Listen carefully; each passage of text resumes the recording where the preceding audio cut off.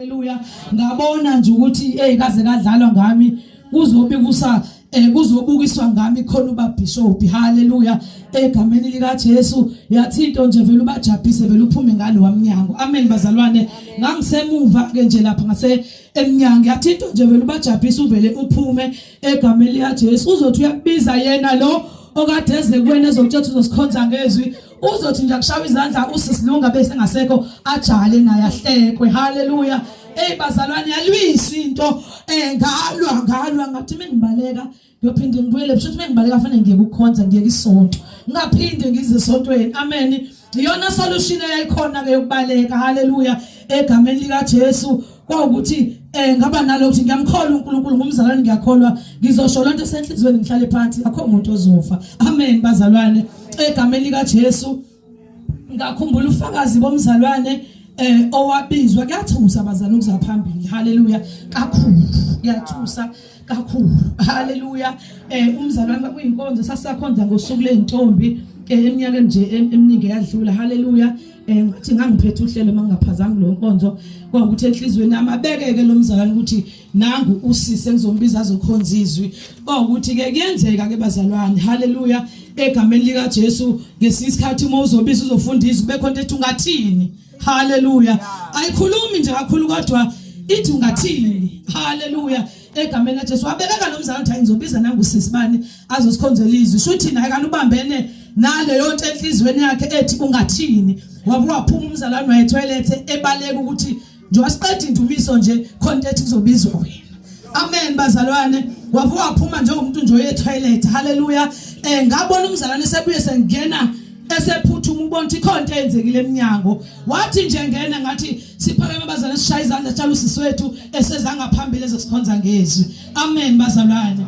Umzalwane washo ukuthi ayikhona into ethi ngavele ngabala mengifike toilet akaze ngiyibone inyoka engaka. Amen bazalwane. Mesize toilet inyoka safika yikho. Haleluya. Haleluya. Yathusa ke imkhuba yokuthuka ke bazalwane yonke leyo. Amen bazalwane. So nami ngithukile kakhulu egameni lika Jesu. Ngiyamcela nje kakhulu uNkulunkulu angifihle egameni lika Jesu. Ngikhulume lokho nje kusenhlizweni yami egameni lika Jesu Kristu waseNazaretha ophilayo bese ngihlala phansi. Haleluya. Egameni lika Jesu Kristu ngumntwana kaNkulunkulu ke bazalwane ngiyakholwa ngiyintombi nje ngisindisiwe. Haleluya. Egameni lika Jesu ngihamba endleleni ngisizwa uNkulunkulu. Haleluya. Ngihamba endleleni uNkulunkulu engithwele. Haleluya. Ngesinye isikhathi nami ngiye ngimangale ukuthi kwenzeka kanjani egameni lika Jesu Kristu waseNazaretha. Ngimangala ukuthi why mina ngisamile. Amen bazalwane. Ngoba kuyiqiniso ukuthi bakhona engaqala ukukholwa kanye nabo. Haleluya. Kodwa mase ngibheke eduze kwami umuntu ebengihlele eduze kwakhe mhlawumbe eminyakeni emibili edlula ngasekho. Haleluya. Yile ngaka engathi bongazibuza na umzalwane ukuthi yile ngaka kani ngaMkulunkulu oyifunayo. Haleluya. Ngoba indlela yokukholwa bazalwane akuyona into yethu kodwa uhambo luka Jehova. Haleluya. Uyena owayihamba lendlela. Haleluya. Uyena futhi oyaziyo. Haleluya. Uma nje wena uncike kuyena. Haleluya. Uhambeka kalula indlela. Haleluya. Ngoba thina kuyiqiniso bangcwele ukuthi indlela asiyazi. Haleluya. Ngiyabingelela ama worshipers egameni lika Jesu Kristu waseNazaretha. Akhonto engikhumbuza ukuthi angibingelelanga. Amen bazalwane. So indlela yokukholwa bazalwane akuyona indlela yethu. Haleluya. Ngiye ngithi mengifakaza ngesinye isikhathi ngithi lo hambo engilihambayo angilazi. Amen bazalwane.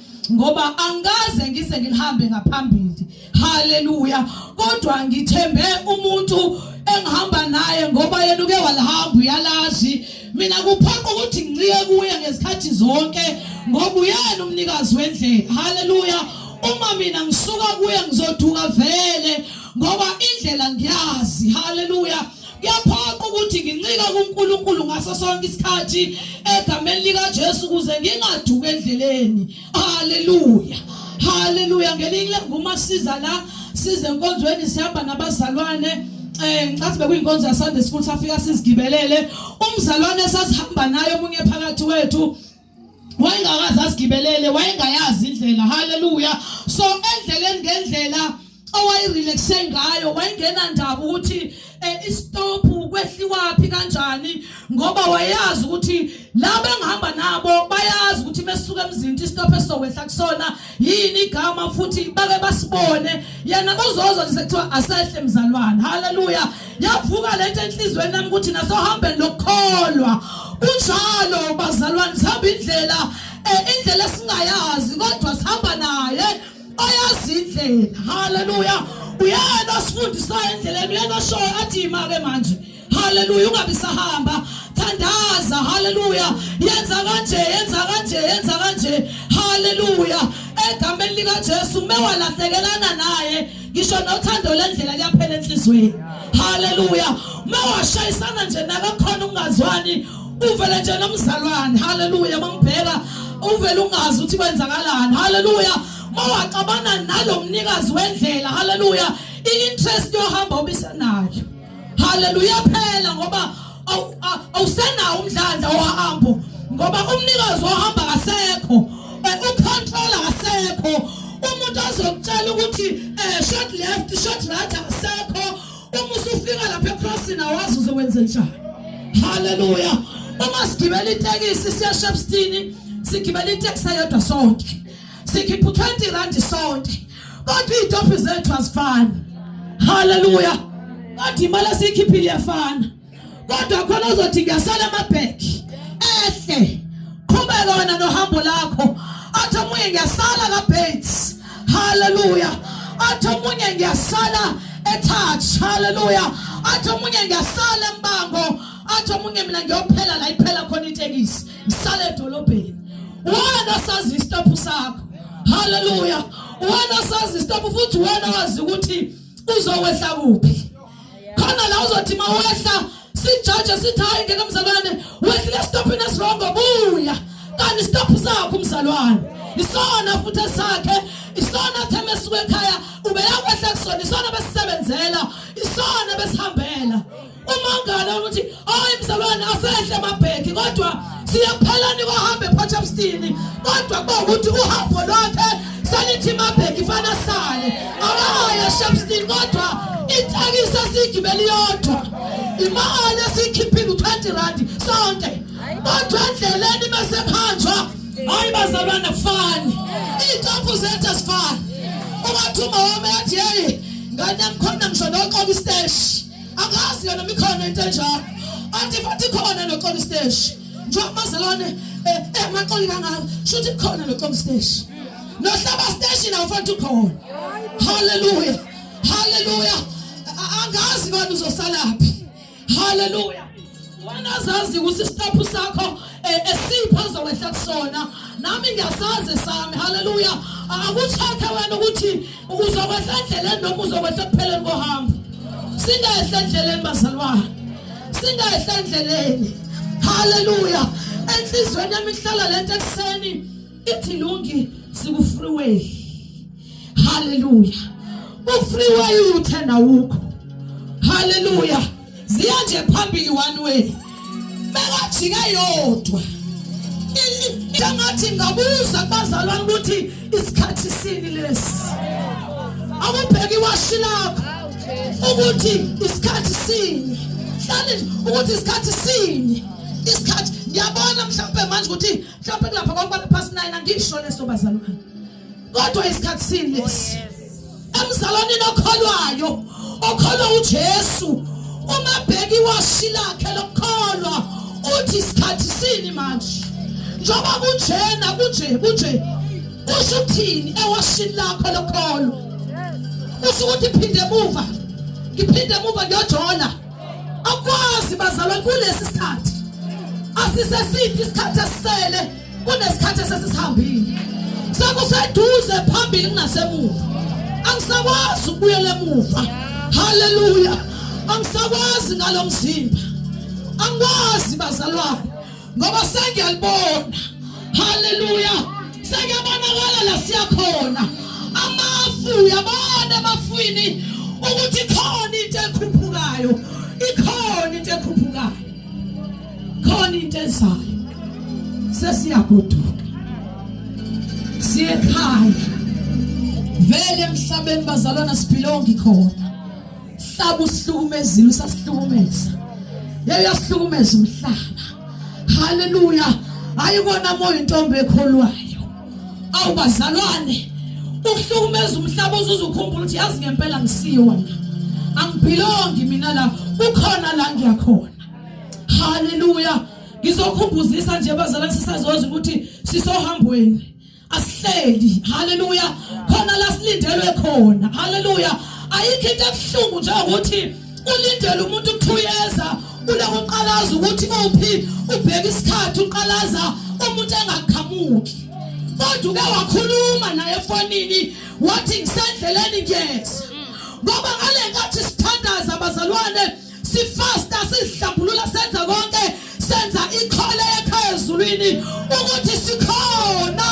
emhlabeni sisakhona siyeza sikhona siyazazisa abazalwane ekhaya ezulwini ukuthi hayi isakhona intombi khona iyeza lindani ukhona umama asibonayo ahambayo noma izivula simnetha kodwa la mama simbone khona ngoJulayi nangu nangaphasi kukhona nangenkonzo yamama ukhona lindani bantu basekhaya ezulwini ukhona umama ozayo noma ukhona ozayo sendleleni ekhaya ezulwini silindiwe bazalwane silindiwe haleluya akwazi siyeke izinto sizithandayo mina zikhona ngizithanda mhlawumbe zikhona ngithi mengizibona ngithi kodwa Jesu kodwa ngenxa yobukhulu bokumazi ngishayindiva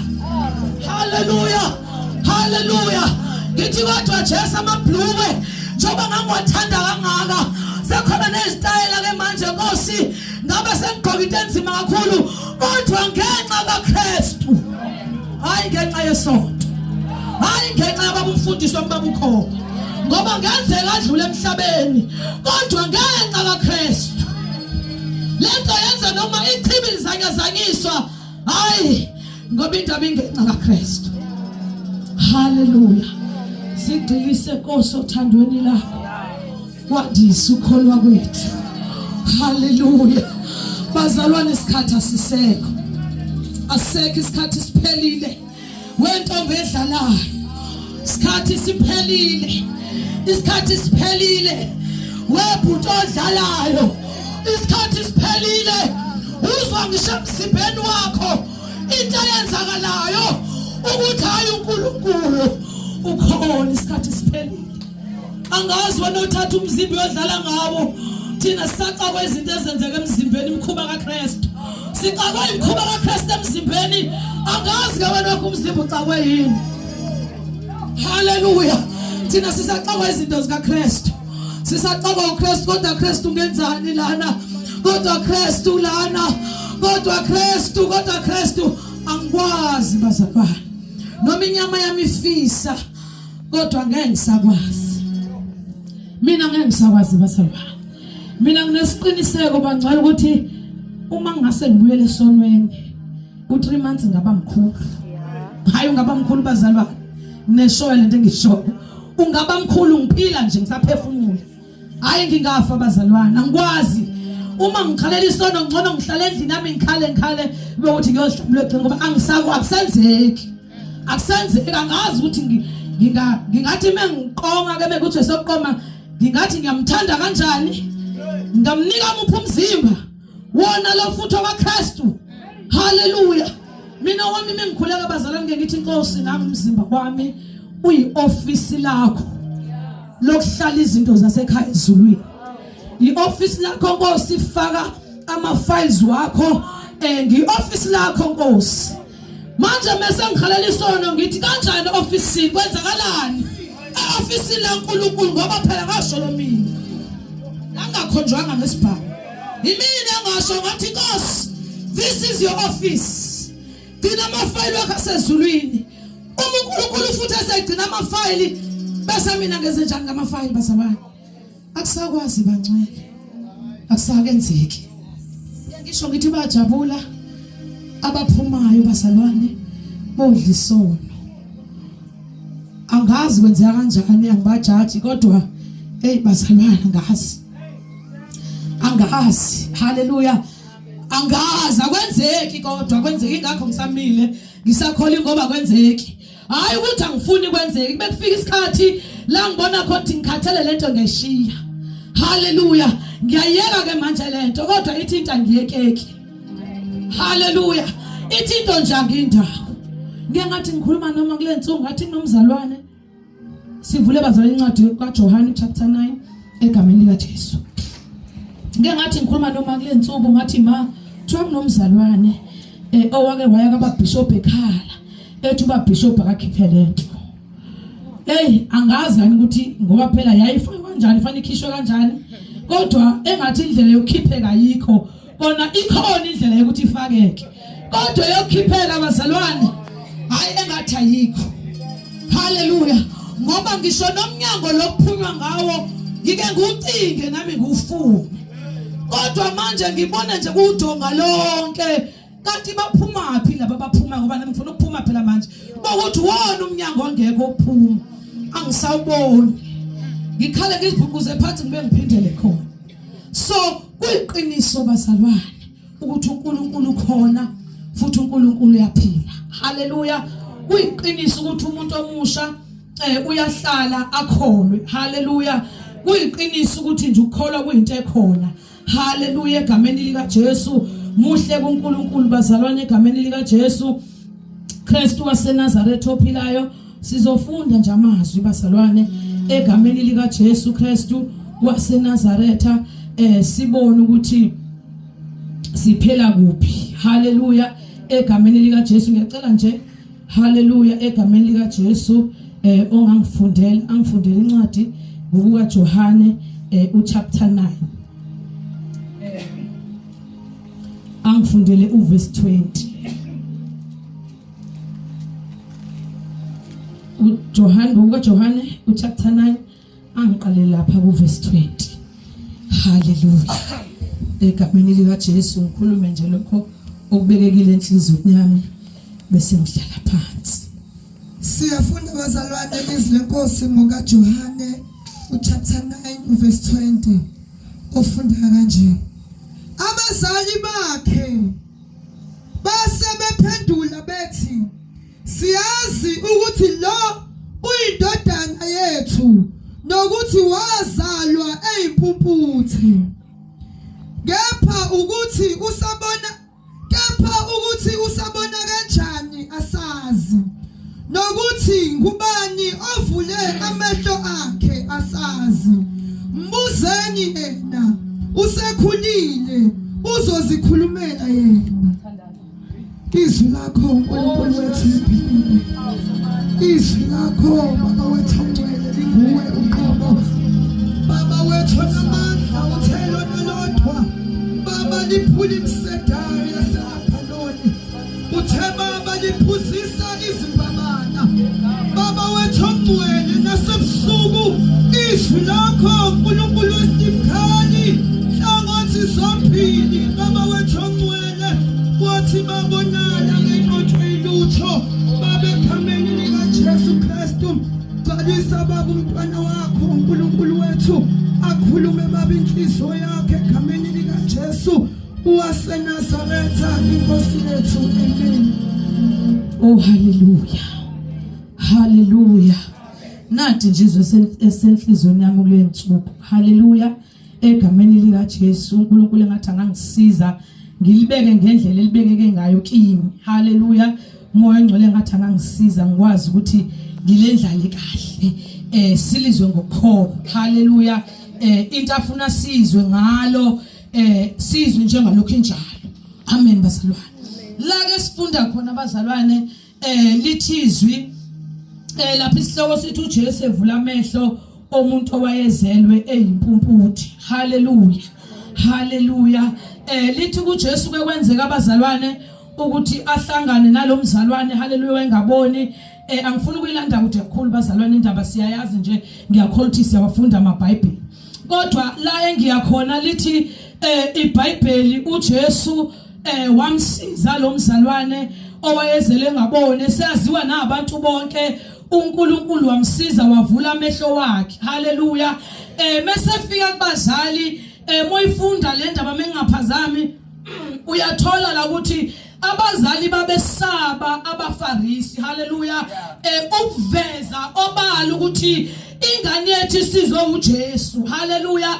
Ngoba mhlambe ikhona indlela eyayizokwenzeka kubona abazali eyayingayinhlanga uma beyivuma lento ukuthi ngempela umfana wethu usizwe umuntu okuthiwa uJesu Kristu. Haleluya. So la sifunda khona lithi iBhayibheli abazali bathi mbuzeni yena.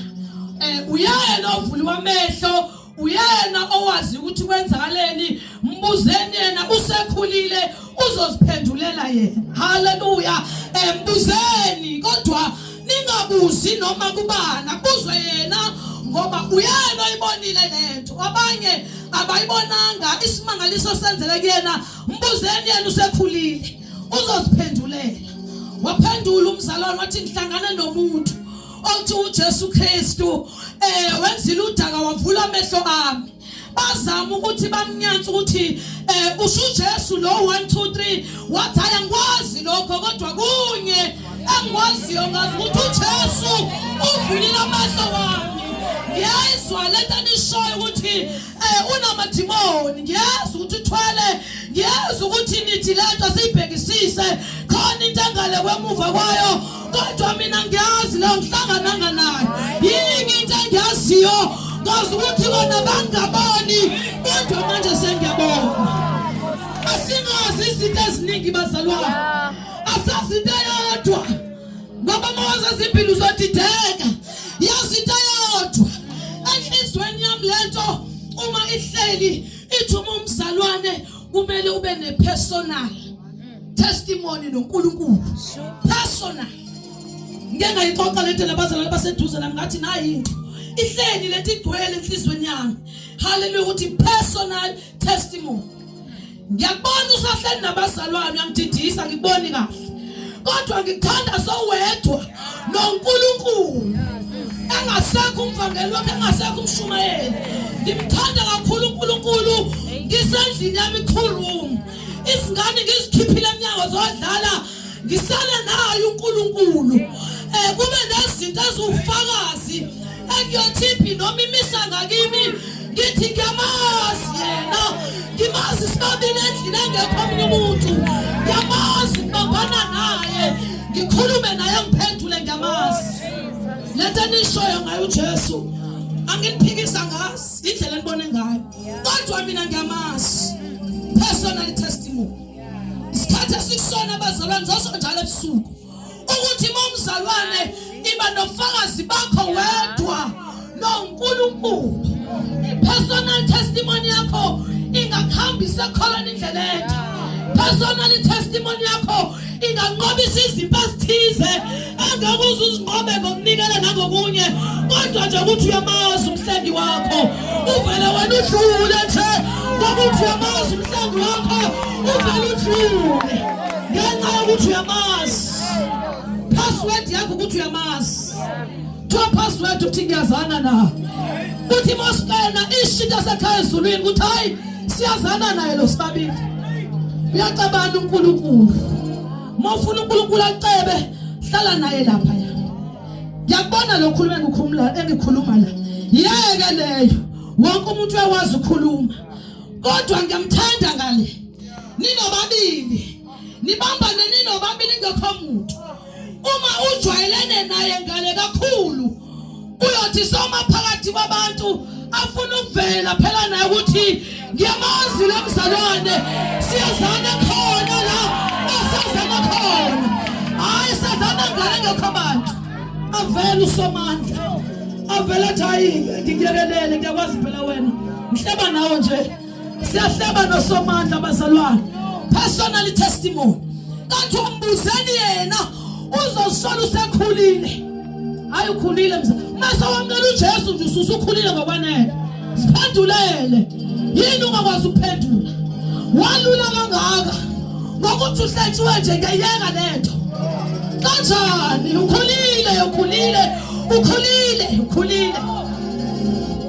Ukhulile. Siphendulele yima nje. obala uziphendulela umngane engekho, uziphendulela abazali bengekho, uziphendulela engekho umuntu. Personal testimony. Isikhathi esikusona abantu abazosurvive, abantu abahlala noNkulunkulu ngasese. Uhlale naye ngasese, uhlale naye. Angiphathi umuntu ongasebenzi. Isikhathi sonke imini yonke. Angisebenzi mina abazalwane. Angisebenzi. Futhi angibona ngazi noma ngisebenze yini. uNkulunkulu owaziyo kule ndaba yethu. Angazi kona ngiboni kodwa belungu ngathi abakudingi. Hallelujah. 20 contracts, 2 months, 6 months. Phela umsebenzi ingazi nami upheliswe yini. Hlala ekhaya sebashobadela. Bashobadela yonke into ongayicabanga. Ngathi akusimina uNkulunkulu ayikho umuntu engizenza. Hambile ngiyobhalisa mina ecollege. Angithathwanga ngakhala ngoba ngifuna ukufunda kumuntu omusha. Hallelujah. Ngikwenzile konke nazo nami izitifiketi ezikhona endlini kodwa zingisebenzele. Ngizoblame abantu. Personal testimony yami le. Yinde kakhulu ngeke ngihlale kuyona. Eyami uNkulunkulu yinde kakhulu. Kodwa ngizama ukukuvezela ukuthi uNkulunkulu kumele umazi labanye bengamazi khona. Bemphika bethi hayibo siyakwazi wena boyiphuphuthe kodwa uthi kunye engikwaziyo. Ungazi izinto eziningi ngoba uzodidiseka. Wazi into eyodwa nje. Ukuthi engikwaziyo mina bengigqoka amabhlukwe bengiphuza bengidakwa kodwa into engiyaziyo manje ngimuhle ngigqoka izingubo ngumntwana kaNkulunkulu. Yonke lento enishoyo nina ngiyazi. Kunye nje ngikwazi ukuthi mina intombi esindisiwe ehamba emzimbeni wayithola impawu zikaKristu, intombi ehlala noNkulunkulu, ngihamba endleleni konke lokho nikushoya ngikwazi. Angiliphikisi kodwa kwenu kodwa mina. Personal testimony. Lithi izwi uNkulunkulu wakwaziveza esihlahleni esivuthayo kuMoses. Moses wayehamba yedwa. Wavela uNkulunkulu. Moses ayedwa. Hallelujah. Wakhuluma uNkulunkulu noMoses. Kungekho umuntu. Wakhuluma uNkulunkulu noMoses. Wabuza uMoses ukuthi kuzokwenzeka kanjani. Wathi uNkulunkulu kuzokwenzeka kanje. Kungekho abanye abantu ayedwa uMoses. uMoses sayagibhithe nje kunento ayazi yedwa uMoses noNkulunkulu. Uyagibhithe uyazi ukuthi khona la sahlangana khona lento ngiyiphethe nje kodwa kuyashintsha yenyoka. Kodwa abanye abazi kodwa uMoses uyazi yena. Uhamba uyazi ukuthi khona into eyokwenzeka lapha ngizothi mangithi avela uNkulunkulu. Personal testimony yakhe. Abanye babezibuza ukuthi uMoses uphosa into kuyazi manje uMoses. Hey Moses yazi wena Moses. Kanti uMoses uyazi ukuthi anazi mina khona into engibonile. Khona into eyenzeka lapha yana. Khona into eyakhulunywa lapha yana. Iyakhulunywa izindaba lapha. Bengekho nina nzobo. Waphosa uMoses. Kwakuthi uphosa vele uyazi ukuthi kuzokwenzakala. Hallelujah. Personal testimony. Ezinye izimo singena kuzona abazalwane sikhale sikhomba abantu ukuthi ngihlethiwe ukuthi ebandleni ukuthi ekhaya kanti uNkulunkulu owenze le nto. uNkulunkulu oyenzile. Ubefuna uqinisa ufakazi bakhe nawe. Wathi mebheka ngizomthola kanjani ngoba nasemina akathandazi. Uvuke ekuseni iguluqumbo ayemsebenzini. Ebusuku akathandazi. Nomzalwane kwakhuluma na ukuthi ikhulekela uNkulunkulu. Ngithuma uMsikhosana ukuthi ikhuleka uNkulunkulu ukuthi avuse ebusuku. Hallelujah. Mina ngumuntu ophuza kakhulu. Hallelujah. Ngithanda ephuzo noma amanzi noma yini. So ngiyaphuza kakhulu ephuzwayo. Hallelujah. So ngimningi ke kuyokhama ebusuku. Usebenzisa lokho uNkulunkulu kungivusa. Uma ngibuya khona nje ngene ebhedeni ithi ayikwazi phela ukulala ungashongo lutho. Ngisho something. Ngilale. Phinde futhi aba 3 hours ngizithole ngivuka. Mase ngibuya ithi kanjalo nje. So lento yangisebenzela mina lento yokuphuza kwami iyangisebenzela kuNkulunkulu okwami lokho ukuthi ngifunde kwezinto engiyenzayo ngibuya bese ngibuya ngithi awu kodwa Nkosi naphathi nobusuku. Ngiphinde ngo12 anginaso isikhathi sokuvuka lesengivuke ngaso nje yasho ngisho kanjalo. I-personal testimony yakho. NoNkulunkulu wami.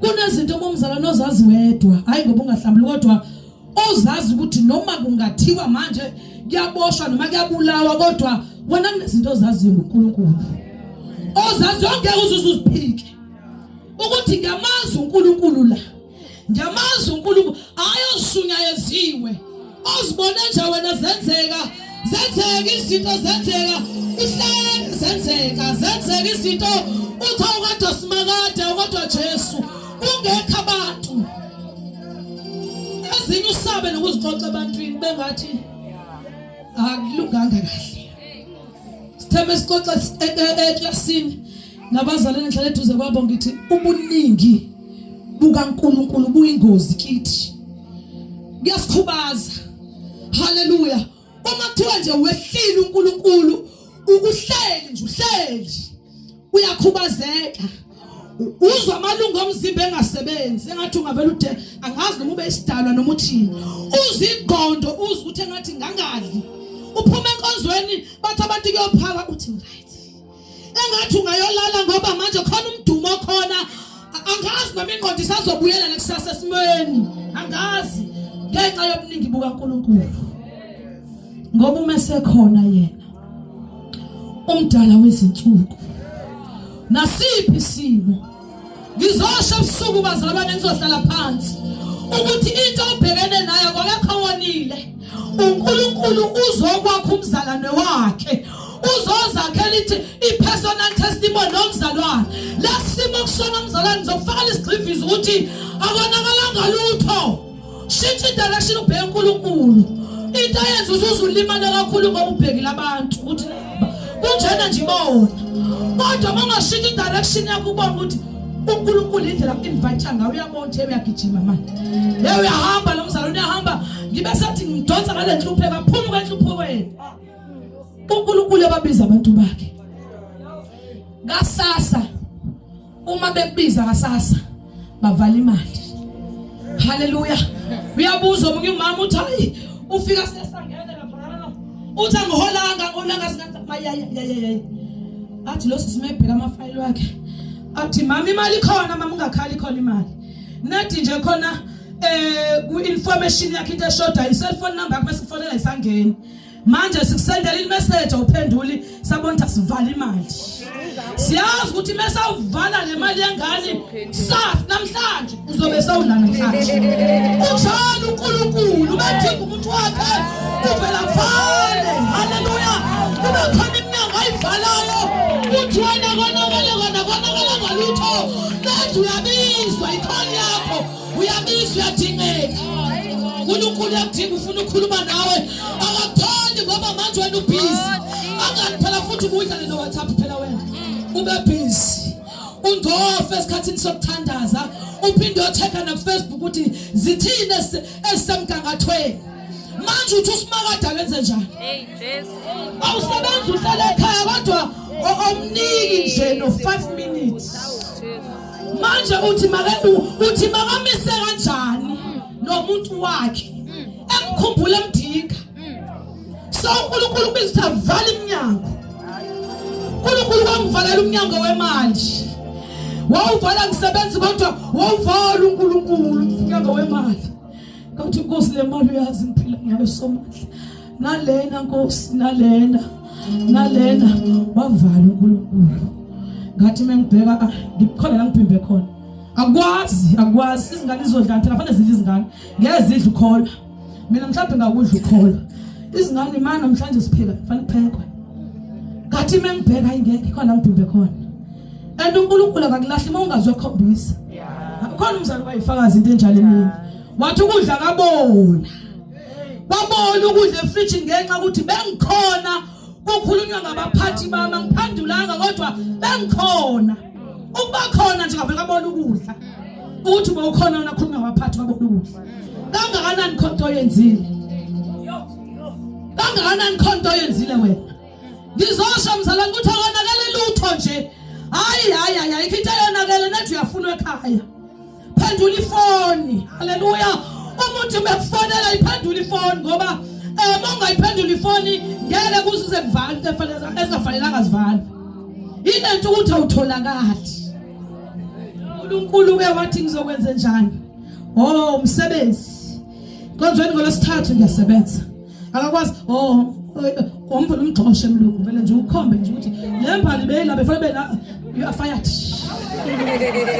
umzalwane ungagxoshela nje leyo nto awubani ngani khona inkinga khona awubani ngani ukuthi khona inkinga kanti uNkulunkulu ugxoshisa ngomlungu ngoba uyakhumbula ufuna ukuhlala nawe ntoke lithi iBhayibheli uNkulunkulu unokuningi angasitshela kona kodwa singeke uthwale why singeke uthwale ingoba sibhizi nezinto zethu uNkulunkulu meqalaza emhlabeni uNkulunkulu unama messages afuna ukwahlisa ebandleni kunabantu afuna ukukhuluma nabo kunabantu afuna ubapha iziphiwo kunabantu afuna abaqale basebenze kodwa meqalaza uNkulunkulu abantu bayehlabeni ngoba babhiza abantu babhiza abantu uNkulunkulu uthi ngeke bakuthwale abebhiza uNkulunkulu asindwe izinto zethu zikuyena zimsinde ngoba manje mebheka hayi ulungi ngeke akekho fit enough for lento engamnikeza yona personal testimony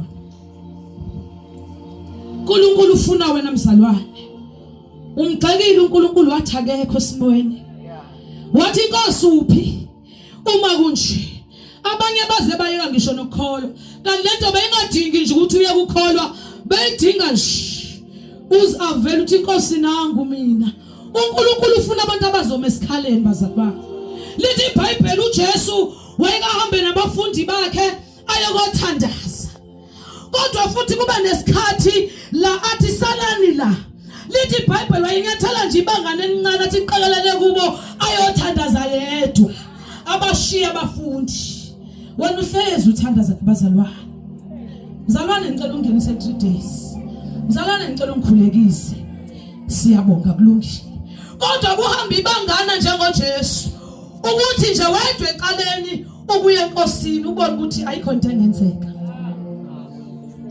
uNkulunkulu udinga wena ebusuku uNkulunkulu udinga wena uNkulunkulu ufuna abantu abazoma bephethe into okuyiyona yona ngoba ngenze ukuthi uyibambile noyibambanga uNkulunkulu ufuna abantu abaphethe into ephathekayo ivangeli esalithola bazalwane liyalwiswa kuyaliwe enyameni kuyaliwa kumoya hey kuyaliwa bazalwane uma ngempela into wayithola ungayazi kahle usenkingeni uma wathola into ongayazi lo mzalwane wathi lethi ivalele emathanjeni eyikhokde wayizile kamzalwane ufanele wayesesebuhlungwini kodwa ivangeli engafuni futhi ukuliyeka kodwa futhi wayesebuhlungwini uNkulunkulu ufuna ume uyazi into oyifundisiwe nokuthi uyifundiswe ubani ngeke lisho njalo iBhayibheli lithi sibambe isifundo osifundisiwe usazi nokuthi usifundiswe ubani uma nomfundisi wakho